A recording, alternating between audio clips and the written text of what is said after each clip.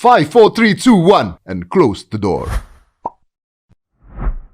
Nah, kalau tidak harus dibentrokin nih Ustadz, kan ada paham dari Ustadz ya. Balik lagi di video tersebut ya Ustadz ya, yang mengatakan bahwa lagu ini tidak dihalalkan.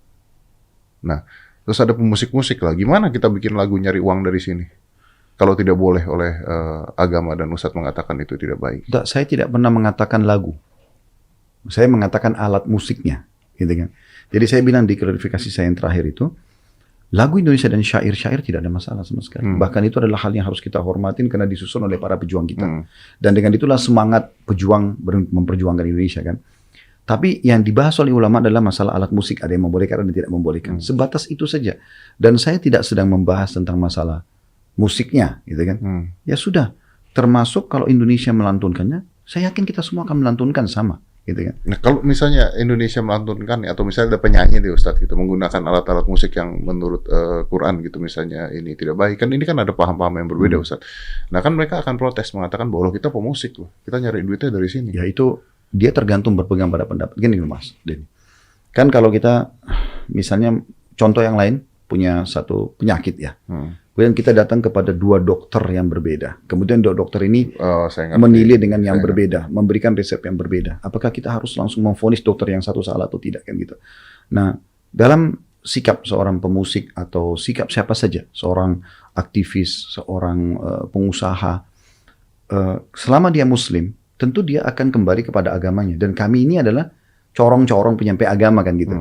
Nah pada saat dia tanya ke saya akan sampaikan apa yang saya pahami selama ini. Menurut ilmu Anda gitu kan, menurut ilmu Ustaz. Ya, tentu saja. Saya nggak mungkin mengumumkan semua Indonesia harus mengikuti pendapat saya, tidak. Tapi lingkupnya sederhana. Mas Dedi hadir di taklim saya, Ustaz Khalid ini hukumnya apa? Terus saya jawab, kan gitu. Sebatas itu. Menjawab apa yang ditanyakan. Iya. Dan pada saat misalnya Mas Dedi datang ke Ustadz lain dan dia jawab, itu hak dia. Dan Mas Dedi mau milih pendapat yang mana, silahkan. Artinya Ustadz, kalau di sini ada seorang pemusik nih ya, penyanyi pakai alat musik, Anda tidak memusuhi orangnya? Enggak, sama sekali. Sama sekali. Saya tidak pernah, alhamdulillah, memusuhi orang. Jadi gini, pemahamannya sederhana. Kalau ada dalam Islam yang saya tahu selama ini ya, orang melakukan sebuah pelanggaran, dia dusta misalnya, dia pendusta, penipu. Apa yang harus kita lakukan? Kita sedang meluruskan kesalahan itu. Bukan fisiknya. Kita nggak boleh sama sekali membenci fisik. Karena fisik nggak ada hubungannya gitu. Tapi sikap dia dan sifat dia yang pendusta itu yang kita perangi. Tanda kutip ya diperangin sini. Artinya kita luruskan, kita nasihatin itu pun dengan apa yang Allah sampaikan dalam Al-Quran. Artinya Ustadz tidak akan marah-marah ketika misalnya contohnya ada pagelaran musik dengan alat musik. Anda tidak akan datang ke sana marah-marah. Bisa dicari Mas Didi. Kira-kira saya pernah nggak datangin counter musik atau ini saya mengatakan ini nggak boleh loh, haram. Saya nggak pernah ikut-ikutan begitu. Kami cuman sebatas di pengajian kami, apa yang kami pahami kami jawab. Ya. Oke, saya paham. Kalau misalnya ada orang mengatakan bahwa misalnya sampai kan itu Ustadz dibahasnya sampai ke gaya berpakaian dan sebagainya. Kalau orang tidak mau ikuti gaya berpakaian Anda, tidak mau jenggotan, tidak apa-apa juga artinya kan? Itu hak dia. Haknya dia. Hak dia pribadi. Saya gini Mas Didi, kan saya belajar nih. Maka saya sampaikan kalau berjenggot itu adalah sunnah Rasulullah.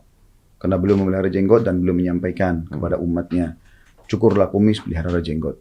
Sudah, tugas saya menyampaikan. Apakah saya punya kewajiban untuk memaksa orang? Nggak, sama sekali. Atau saya punya keinginan? Sama sekali nggak pernah. Makanya saya nggak pernah pribadi muter, bawa masaka ke satu tempat. Misal contoh tadi masalah musik.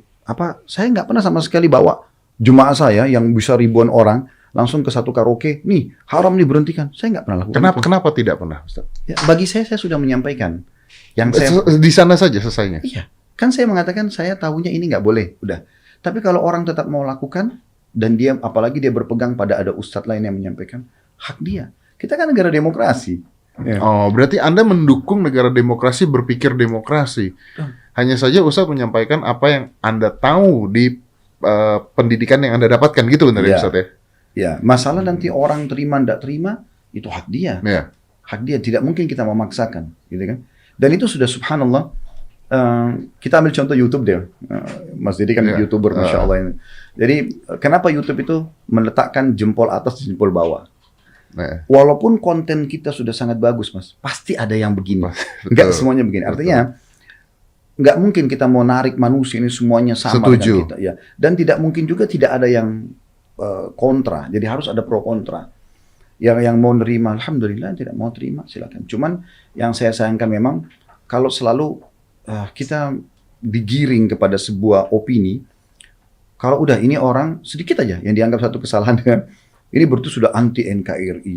Ini berarti sudah pemahaman radikalis. Padahal lingkupnya tidak sebesar itu gitu. Saya bicara lingkup di pengajian saya dan orang sedang bertanya. Dan betul-betul memang kita bicara bukan globalnya.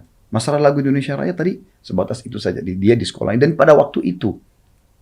Oke, saya begitu. Mungkin besok orangnya akan datang mengatakan, misalnya dia bertanya lagi, Ustaz, anak saya kemarin ikut Indonesia Raya. Oh, silahkan. Saya akan katakan itu pasti. Saya tidak katakan, kan kemarin sudah saya jawab, Pak. Karena kan kasuistik dan kondisi.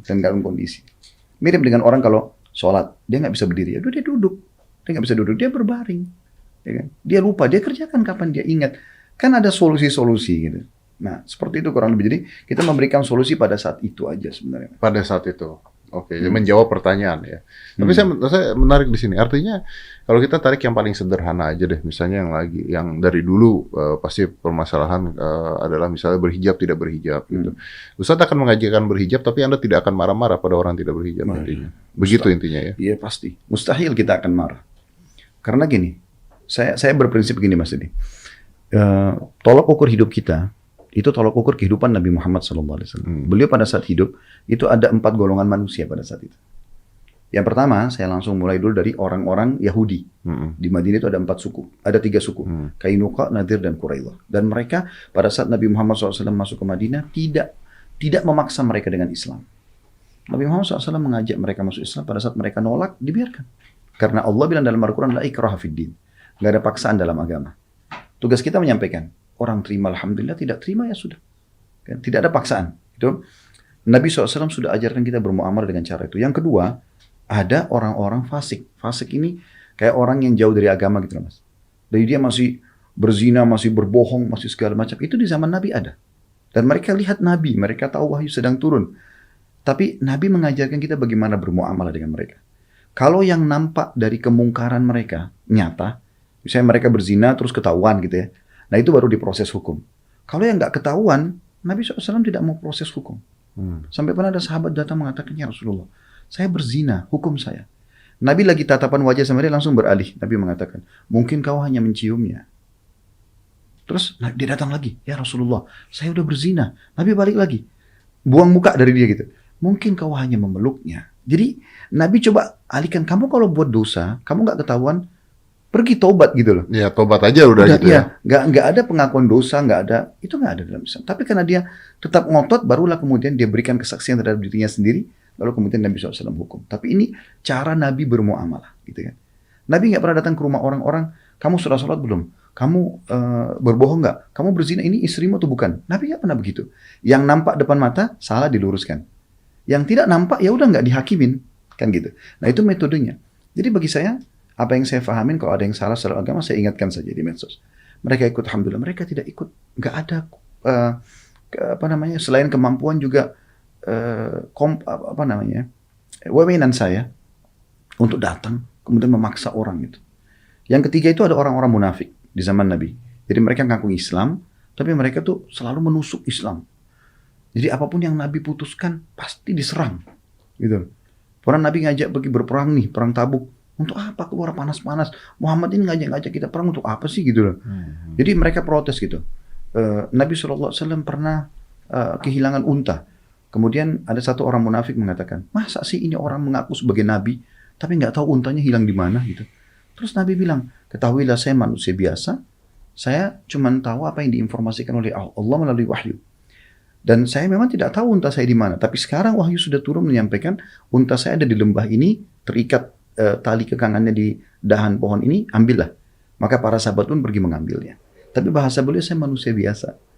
Nah, beliau pun menghakimi, bermuamalah dengan orang munafik ini. Ada hadir dalam majelis beliau, diterima. Sholat bersama muslimin, diterima. Pergi jihad, silahkan. Tapi kalau ketahuan apa yang mereka lakukan salah dan nyata, kepergoklah ya, maka diluruskan.